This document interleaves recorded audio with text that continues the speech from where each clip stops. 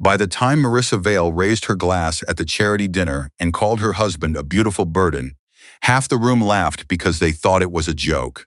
Nathan did not laugh. He sat in his wheelchair beside her, one hand resting on the brake, his face calm in a way that made the maid across the room stop breathing. Marissa thought he was trapped. She thought the accident had taken his strength, his pride, and his voice. But the maid knew what was inside the folder hidden under the serving cart. And before the night ended, Marissa would learn the chair was never Nathan's weakness. It was her mistake. Welcome to today's story. If you enjoy emotional drama and shocking twists, don't forget to like this video and subscribe for more unforgettable stories. And before we begin, let me know where you're watching from in the comments. A few months earlier, everything still looked normal from the outside. Nathan Vale had been the kind of man people trusted with their worst moments. He was an emergency room surgeon in Seattle. Calm under pressure, steady hands. The one doctors called when things got complicated. Then one rainy night, everything changed. He slipped in a hospital parking garage. That was the official version. A fall, a bad angle, a spinal injury that left him in a wheelchair. Simple, clean, unlucky. At first, Marissa stayed by his side. She posted photos from the hospital, held his hand, wrote long captions about love, strength, and in sickness and in health. People admired her. Nathan believed her. He wanted to believe that the woman he married was still there, that the accident had shaken both of them, not broken them. For a while, she played the part perfectly. But real life doesn't live on Instagram. At home, things shifted. Small at first, she stopped asking him what he needed, started telling him what was easier. You shouldn't push yourself, she would say, taking over things he could still do. You might fall again. Her tone sounded concerned, but there was something else under it, something colder. Then came the comments. Quiet, sharp, you used to be so capable. I didn't sign up to be a full-time caregiver. She never said it loud enough for others to hear. Only when they were alone, only when he couldn't get away. Nathan tried to adjust. He told himself she was overwhelmed, that this wasn't easy for her either, but something inside him started to shrink. Not his body, his place in his own life. 2 months after the accident, Marissa's mother moved in. Celeste. She didn't ask. She arrived with 2 suitcases and a plan. I'm here to help, she said, stepping into the house like she already owned it. At first, Nathan thought maybe it was a good thing. More support, more hands. He was wrong. Celeste took over quickly. She controlled who visited, filtered his calls, rescheduled his therapy appointments without telling him. She kept a folder of his medications and spoke to doctors like Nathan wasn't even in the room. He gets confused, she would say. Nathan wasn't confused. He was being erased. If he questioned anything, Celeste would smile. We're just trying to make things easier for everyone. Everyone didn't include him. The house began to feel different, quiet in the wrong way, controlled, measured. Like every decision had already been made before he even knew there was a choice. 3 weeks later, Marissa hired a full-time housekeeper, Ruiz. She arrived with 1 small suitcase and a soft voice. She kept her eyes down, moved quietly, didn't ask questions. Marissa liked someone who understands boundaries. Selena nodded, said yes, Mom. Nathan noticed something else. She watched everything, not in a nosy way, in a careful way. Like she was memorizing details. How long Marissa stayed out, which medications were skipped, which appointments disappeared from the calendar. She didn't interrupt, didn't comment, but she saw. Nathan caught her looking at him once, just for a second. There was no pity in her eyes. That stood out. Most people looked at him like something had ended. She didn't. That bothered him more than it should have, because it felt like she knew something he didn't. Days turned into weeks. The routine settled. Marissa out most afternoons. Celeste managing everything inside the house. Nathan stuck between rooms, living room, bedroom, the hallway in between. A smaller world, one he didn't choose. One night after dinner, Nathan sat alone in the living room. The TV was on, but he wasn't watching. He could hear voices from the kitchen. Marissa and Celeste. Low at first, then sharper. Elena was there too, cleaning, quiet as always. Nathan didn't mean to listen. But when your life gets small enough, every sound matters. He's not going to get better, Marissa said. There was no softness in her voice now, only frustration. Celeste responded quickly. Then we move forward. You've already waited long enough. A pause. Nathan felt something tighten in his chest. Not pain. Something worse. Understanding Marissa exhaled. He won't be a husband much longer. Another pause. Then quieter. Colder. He'll be a signature. Nathan didn't move, didn't breathe. And in the kitchen, Elena stopped cleaning. Nathan didn't move for a long time after that. The voices in the kitchen faded, cabinets closed, footsteps moved upstairs. The house settled back into silence like nothing had happened. But something had. The word stayed in his head. Signature, not husband, not partner, not even patient. A signature. Something you use, then discard. He looked down at his hands resting on the wheelchair armrests, strong hands, still steady. The same hands that had once held a scalpel for 12 hours straight. Nothing about him had changed that much, except the way they saw him. The next morning, Marissa was already dressed when he woke up. Perfect hair, soft makeup. The same careful image she showed the world. "You didn't sleep well," she said, glancing at him while scrolling her phone. "You look tired." Nathan watched her for a second longer than usual. "I heard you and your mother last night. Just that. Simple." Her thumb stopped moving for a split second. Then she smiled, light, dismissive. "We were talking about paperwork, insurance. You know how complicated things get after an accident." Nathan didn't answer, because now he knew something else. She didn't even try to make it believable. That was new. Celeste walked in right after, carrying a folder. "Perfect timing," she said, placing it on the table like it belonged there. "We were just about to go over some documents with you." Nathan looked at the folder. Clean, organized, tabs on the side, prepared. Of course it was. "These are temporary arrangements," Celeste continued, "just to help things run smoothly while you recover." Recover, Nathan almost laughed at that word. Marissa stepped closer, softer now. "It's nothing scary, Nathan. Just allowing me to handle some financial decisions, scheduling, legal communication, things that are harder for you right now." Harder, not impossible. Harder. He let the silence stretch. "Why now?" Marissa didn't hesitate. "Because we've waited long enough." There it was again, that edge, that quiet pressure under everything she said.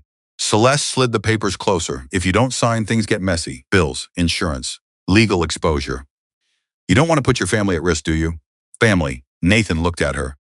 And for the first time, that word didn't feel like it included him. He pushed the folder back slightly. "I'm not signing anything today." The air changed. Marissa's smile didn't drop, but it tightened. Celeste's tone did. "This isn't a negotiation, Nathan." "Yes," he said, quietly. No one raised their voice, but the room felt sharper, more dangerous. Marissa stepped back, crossed her arms. "Fine, take your time. But don't pretend you understand the consequences." Nathan didn't respond, because now he was starting to understand something else. They needed that signature, more than he needed their help. That afternoon, his physical therapy appointment was canceled again. "Rescheduled," Marissa said casually. "You were too tired anyway." He hadn't said that. No one had asked. Elena noticed.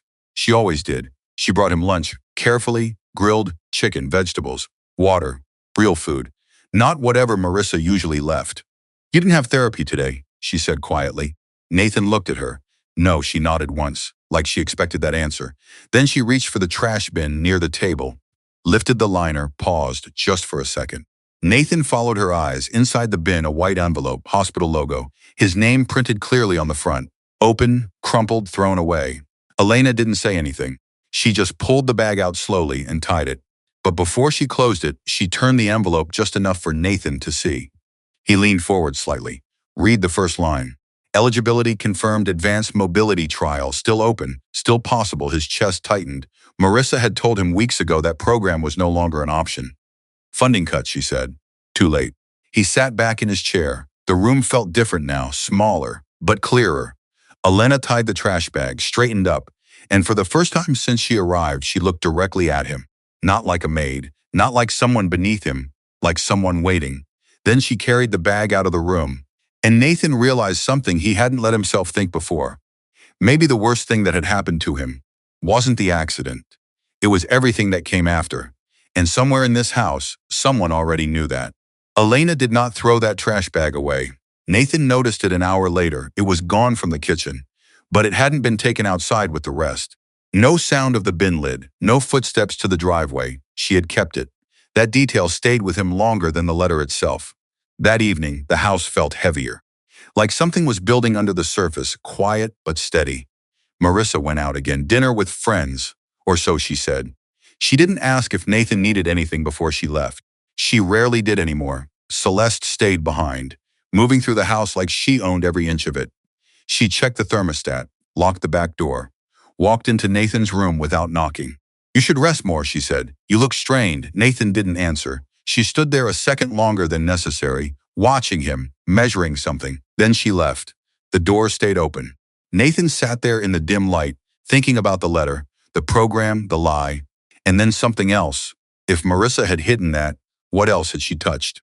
The next morning, Elena came in early, before Celeste, before the routine started. She placed a cup of coffee beside Nathan. Not too close, not too far, just right. You used to drink it black, she said quietly. Nathan looked at her. He hadn't told her that. Not anymore, she added.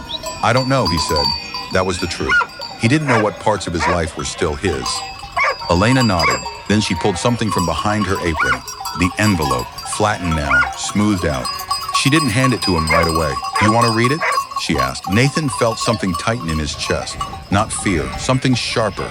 Yes. She gave it to him. His hands didn't shake. That surprised him. He read every line slowly. The trial was real, still open. They had tried to contact him twice. No response. Final note. Patient has shown strong recovery potential based on prior evaluation. Nathan closed his eyes for a second. Recovery potential. He let that sit. Then he opened them again. She told me it was gone, he said. I figured. Not sympathy. Not shock. Just quiet acknowledgement. That made it easier somehow. Why didn't you say anything before? Nathan asked. Elena hesitated.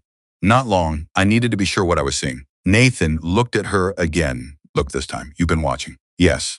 There was no apology in her voice. Just truth. And what do you think you're seeing? He asked. Elena took a breath. A pattern.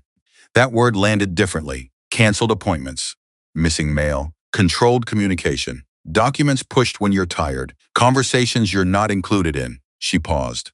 Those things don't happen by accident. Nathan felt his jaw tighten. He knew that. But hearing it out loud, it made it real. You think they're doing this on purpose, he said.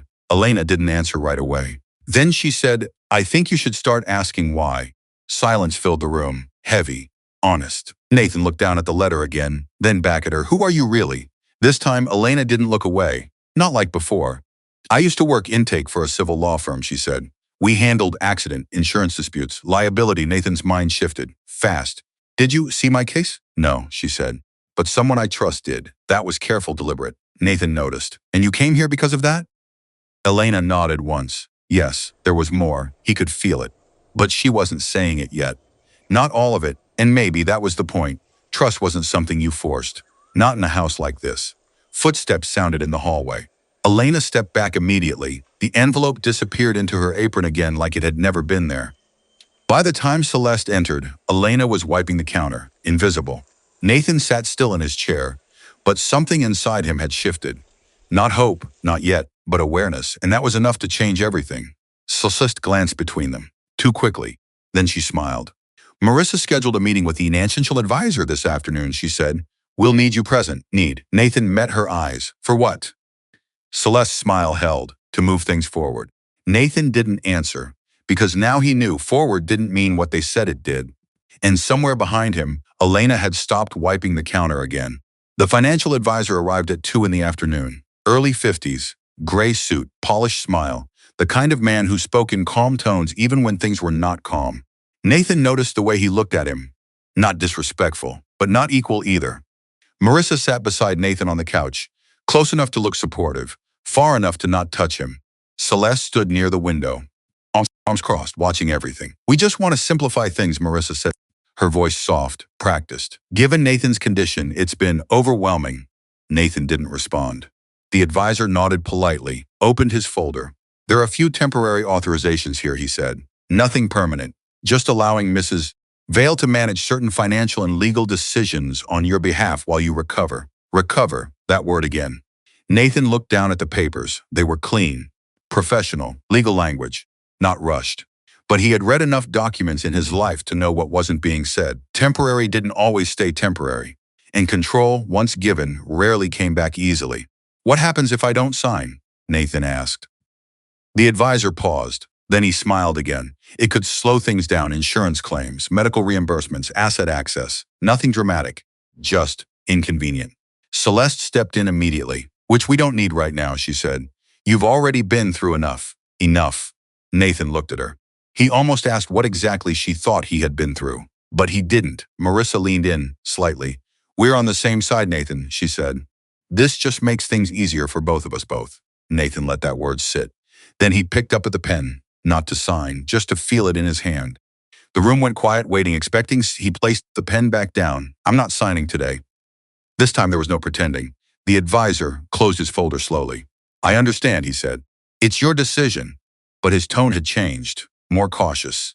He knew something was off. Celeste didn't hide her frustration. This is unnecessary, she said. You're making things harder for everyone. Nathan looked at her. For everyone or for you? The words landed harder than he expected. Celeste's expression tightened. Marissa stood up. That's enough, she said quickly. He's tired. She turned to the advisor with a polite smile. We'll revisit this next week. The meeting ended there. Too quickly. Nathan watched the man leave, watched the door close behind him. Then he heard it. Marissa's heels on the hardwood. Fast, sharp. She didn't wait. Do you have any idea what you're doing? She said, her voice low but tight. You're delaying everything. Nathan's still. He said, you don't need to think, Celeste snapped. You need to cooperate. There it was again. Not care, not concern, control. Nathan looked at both of them. Really looked. And for the first time, he saw it clearly. This wasn't about helping him recover. It was about managing him, containing him, using him. I said no, he repeated. Silence filled the room, cold this time, different. Not dramatic, subtle, but real. The softness disappeared. What do you think happens next, she asked quietly. Nathan didn't answer, because he didn't know, not yet. But he knew one thing, it wouldn't be what they wanted. That night, the house was quieter than usual, too quiet. Nathan sat in the living room again, the lights dim, the TV off. He could hear from upstairs, voices, then footsteps on the stairs, stopped, just for a second. There's something you should see, she said quietly. Nathan looked up, she'd explained, just turned and walked toward the back hallway. Nathan hesitated, then followed, slow, careful. They stopped near the laundry room. Elena reached into a cabinet, pulled out a small folded receipt, worn at the edges. Used, found this in her coat, she said. Nathan took it, read it, prepaid phone, cash purchase, no name, no record. Date, 3 days before his accident. His chest tightened. He looked up at Elena. She didn't look away this time. And for the first time, there was no doubt left. This wasn't just about control. This was something else. Something deeper, something planned. And Nathan realized the fall in that parking garage might not have been an accident at all. Nathan didn't sleep that night. He stayed in his chair longer than usual, staring at the receipt in his hand. The cheap paper felt heavier than it should. A prepaid phone. Cash purchase 3 days before the fall. He tried to line it up in his head the night of the accident. The garage had been almost empty. Late shift, rain echoing off concrete. He remembered stepping out of the elevator. The smell. He stopped. That detail came back slowly, not clear at first. Then sharper, Marissa's perfume. He had ignored it at the time. Thought maybe someone else had passed through. A nurse, a visitor. It hadn't made sense then. Now it did. His grip tightened around the paper. Across the room, Elena sat at the small table near the window. Not writing, not moving much, just present. Like she understood that silence sometimes said more than words. You think she was there, Nathan said quietly. Elena didn't rush to answer. I think you should consider that possibility, she said. That was careful again. Not telling him what to believe, letting him reach it. Nathan exhaled slowly. His chest felt tight, but his mind was clearer than it had been in weeks. If she was there, then she lied to the police. Yes, and if she lied about that, he said. Elena nodded once. Then we have to ask why. Nathan leaned back slightly. The chair creaked under him. Familiar, grounding. For months, everything had felt like it was happening to him. Now something shifted. He wasn't just reacting anymore. He was thinking, who did you say you worked with? He asked. A civil firm, Elena replied. I handled intake, first calls, people telling their stories before anyone decided if they mattered. Nathan looked at her. And mine mattered? She held his gaze. It still does. There was no hesitation in that answer, no doubt. That was new for him. Most people around him spoke like his life had already settled, like everything important had already been decided. Elena didn't. She treated it like something still in motion. That mattered more than he expected. Do they still have my case? Nathan asked. Shook her head. But I know someone who can look at it again. Quietly, Nathan nodded slowly. He understood what that meant. No sudden moves, no confrontation, not yet. If Marissa had lied once, she would lie again. If Celeste was involved, it would be worse. They needed more than suspicion. They needed proof. Okay, Nathan said. Just that. Simple. But it was the first real decision he had made in weeks. Elena didn't smile. She just reached into her pocket and pulled out her phone. I'll make the call tomorrow, she said. Nathan watched her. Then he looked down at his hands again. They were still steady, still his. For the first time since the accident, he felt something return. Not strength, not fully, but direction. And that was enough to start. The next morning, Marissa acted like nothing had changed. She made coffee, checked her phone, talked about a charity event she was planning. A caregiver foundation, she said. Something meaningful, something that tells our story the right way. Our story. Nathan almost smiled at that, because now he knew it wasn't their story anymore. It was evidence, and every detail she tried to control could be used against her. Later that afternoon, while Marissa was out, Elena returned from the grocery store. She didn't go to the kitchen. There's something else, she said. Nathan looked up. She placed a thin folder on the table. Not thick, not dramatic, but enough. Partial report, she said. From the night of your accident, Nathan felt his pulse pick up. He opened it, read the first page. Timestamps, security notes, missing camera footage. His jaw tightened. Then he reached the last page, a handwritten note, short-rushed, filed before it disappeared. Subject seen entering garage prior to incident, female, matching description of spouse. Nathan froze. The room went completely silent. He didn't look up, didn't speak, because now it wasn't just a possibility. It was real, and for the first time he understood something that changed everything. Someone hadn't just taken his legs. They had tried to take his life, and the worst part? He had been living in the same house with her ever since. Nathan did not confront her. That was the first decision he made that felt controlled. Not emotional, not reactive. Controlled. He folded the report back carefully, placed it inside the folder, then slid it under a stack of old medical bills on the side table, hidden in plain sight. Marissa walked in 10 later. Perfect timing. She always had perfect timing. Dinner's at 7, she said, like nothing had shifted. We have people coming tomorrow. I need you to be presentable. Nathan looked at her. People? He asked. She smiled. Light. Easy. A few donors, board members. It's for the foundation. Of course it was. Everything now had a purpose, an angle. And you want me there, Nathan said. I need you there, she corrected him. The commitment, see the reality, the story. Nathan held her gaze. Whose story? Marissa didn't blink. Ours. Nathan nodded slowly. He didn't argue, didn't push, because now he understood something she didn't. The more she talked, the more she revealed. Later that night, when the house quieted down again, Elena came into the living room without the tray this time. No performance, no cover, just her. I spoke to him, she said. Nathan looked up. And he'll review everything, she replied quietly. No filings yet, no alerts. He wants to see the full pattern first. That made sense. Nathan nodded. What does he think? He asked. Elena hesitated. Then she thinks this might go beyond civil liability. The words landed heavy. Nathan felt it in his chest. Not panic, clarity. If the footage was removed, she continued, and if she was there when she said she wasn't, it opens questions. Intent. Financial benefit. Nathan exhaled slowly. That's a lot of ifs, he said. Yes, Elena replied, but they're not random. Nathan leaned back in his chair. For months, he said quietly, I thought I was just unlucky. Elena didn't interrupt. I told myself it was a fall, a bad night. His jaw tightened. But now, he didn't finish the sentence. He didn't need to, because now it had a shape. And once something has a shape, you can't unsee it. Elena stepped closer. You don't have to decide everything tonight, she said. Just don't ignore what you're seeing. That mattered. Not rushing him, not pushing. Nathan nodded once. I won't. The next day, the house transformed. Caterers came in early. Tables set up in the backyard, white linens, soft music, expensive wine. Everything looked perfect. From the outside, Nathan was dressed carefully, clean shirt, trimmed beard, wheelchair polished, prepared. Not for them, for himself. Marissa moved through the house like a host. Smiling, directing, performing. Celestering things, adjusting details, control layered on control. Nathan watched it all, quiet, observing. Elena moved differently today. Still quiet, still efficient, but sharper, like she was counting something down. Guests started arriving. Laughter filled the space. Compliments. Sympathy, polite curiosity. Nathan heard it all. Such a strong woman, someone said about Marissa. I don't know how she does it, another added. Nathan almost smiled. Because he finally understood they weren't seeing the truth. They were seeing the version she wanted them to see. Marissa stepped up near the center of the yard, glass in hand, ready. Nathan's eyes shifted slightly, toward the service table, toward Elena. She stood there still, watching him. Then without a word, she reached under the serving cart and pulled out a thin folder, the same one. Nathan felt something settle inside him. Not fear, not doubt, readiness. Because this time he wasn't the one being managed. And across the yard, Marissa raised her glass and smiled like she had already won. She had no idea what was about to happen. Marissa lifted her glass, her smile bright, practiced, effortless.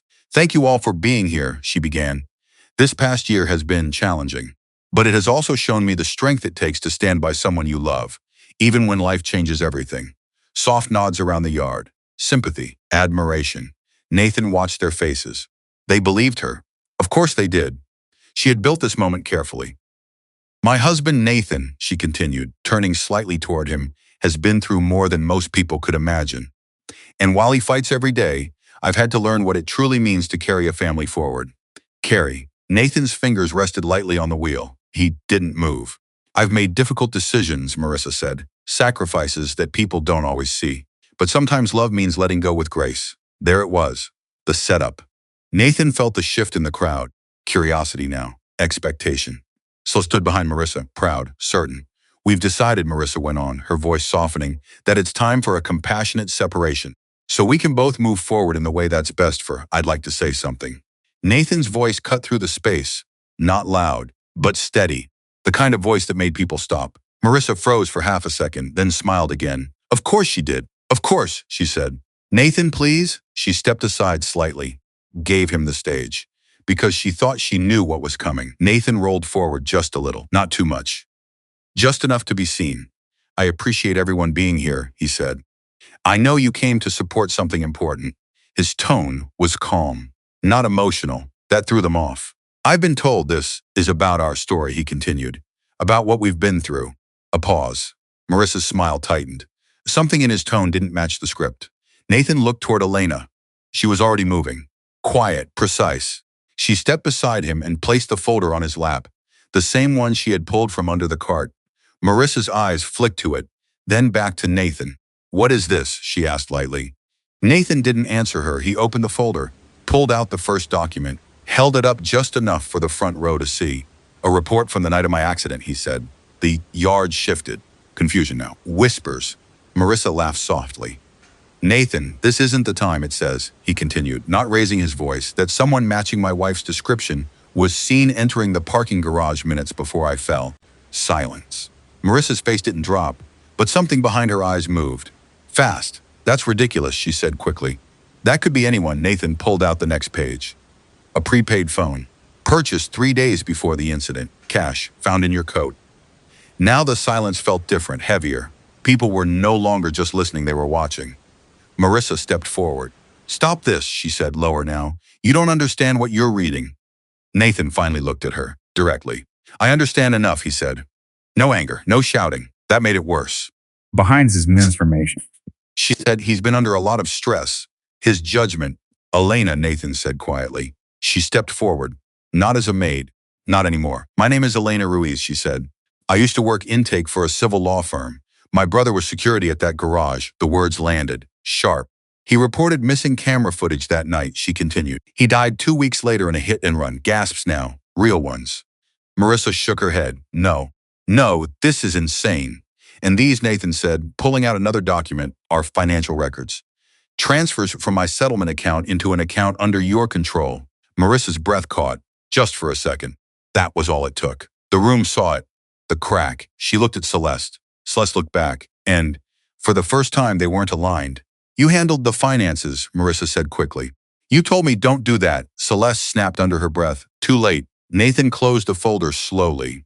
"You wanted a story," said. He looked around the yard, at every face. This is it. No one spoke, no one moved, because now the version they had believed was breaking in front of them. And Marissa realized too late, she wasn't in control anymore. The silence after the dinner didn't break all at once. It cracked, then spread. Guests left quietly. Some avoided eye contact.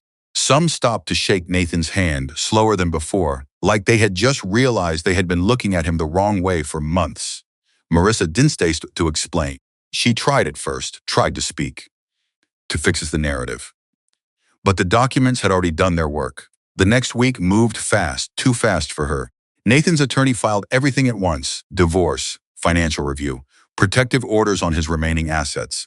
It wasn't dramatic, it was precise. That was what made it effective. The bank flagged the transfers. The account under Marissa's control was frozen within days. Records showed patterns. Not mistakes, not misunderstandings, patterns.